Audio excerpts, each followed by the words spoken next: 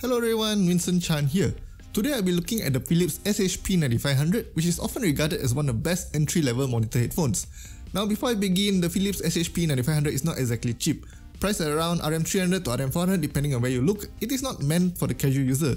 But if you're looking to do some critical listening and experience the full dynamic range of your music, these are some of the most affordable ones for that purpose. Are you looking for something like this too? Well, strap in as I take a closer look at this rather interesting pair of headphones.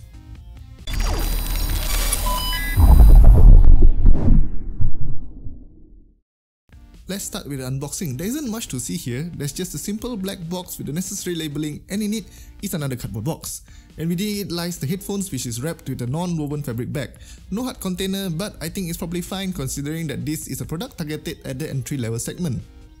You get a Philips SHP9500 with a 3-meter gold-plated rubber cable ending in 3.5mm jacks, but you also get a 6.5mm adapter in the box. With such a long cable, it is pretty obvious that this isn't meant for portable use, but then again, not a single part of the design of the Philips SHP9500 will give you the illusion that this is meant to be used on the go. Now onto the specifications. The Philips SHP9500 is an open-back headphone with large 50mm drivers featuring neodymium magnets. It is relatively easy to drive with a 32 ohm impedance and 101 decibel sensitivity, and also sports an extended frequency response of 12Hz to 35,000 Hz. The cable is detachable from the headphone too, allowing you to upgrade it if you feel the need for that. So, an open back headphone basically means exactly what the name implies. The back of the ear cups are open. Compared to normal closed back headphones, this design allows the air pressure in front and behind the driver to be balanced. It also allows the driver's heat to dissipate out from the back of the ear cups, making them quite a bit more comfortable to wear. The balanced air pressure, coupled with the fact that headphone designers don't have to worry about resonance or unwanted feedback from the ear cup design, more often than not contributes to better audio quality. But of course, such a design isn't without its drawback. There's no sound isolation, so people around you can hear what you're listening to, and you can also hear the people around you. The latter might be considered an advantage in some situations, but it also means that you can't use it when you want to block out your annoying co-workers' terrible taste in music.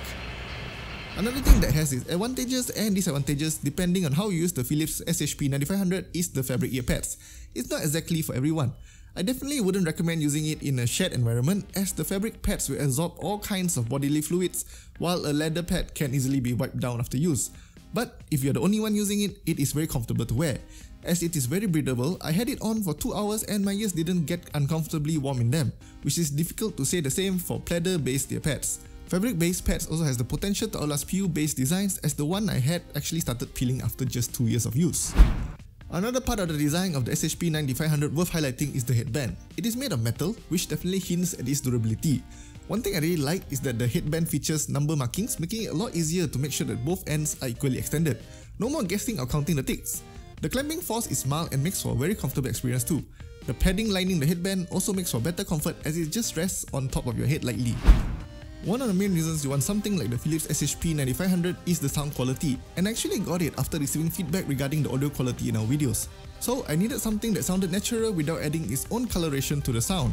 On paper, the SHP9500 does seem like the perfect solution to our problems without breaking the bank, and I must say that it does definitely give you more than what you paid for. For starters, the soundstage is really impressive. It is as if you have 2 speakers placed directly beside your head on either side, and you can clearly visualize the placement of every instrument in the music. The soundstage also lends itself nicely for gaming, as you can clearly identify where the audio cues are coming from. The treble is one of the clearest I have heard on a headphone in this price range. There's no colouring like the extra twist that some headphones add to the sound, and it definitely sounds like exactly what it should sound like. There just isn't a better way to put it. For mids, they are very finely balanced here. The fullness of a male's vocals is well recreated on these cans. If you enjoy classics like Johnny Cash, you are in for a treat. The feather sax do sound well as well, but they somehow just lack the refinement of male vocals on the SHP9500. Now onto the bass. It is very well balanced, but might lead some to consider it to be a bit lacking. While still quite apparent, it does not have the punch that many expect from recent headphones. Sub bass was a bit lacking, but it does come out after some burn-in. What I really enjoyed the most about this headphone is that it helped me rediscover some of the music that I am familiar with.